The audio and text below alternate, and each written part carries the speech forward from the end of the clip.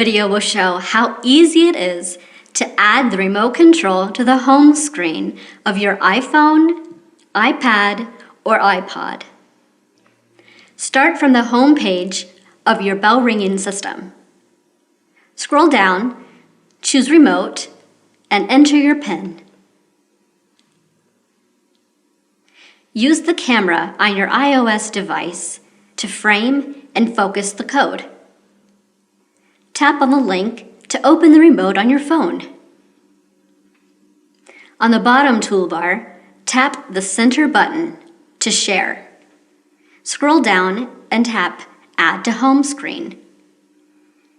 You may edit the title of your new app, then click Add. Your phone's home screen will show our bell icon as your new app. It will be ready to use whenever you tap it, as long as your iPhone and your bell ringing system are connected to the internet.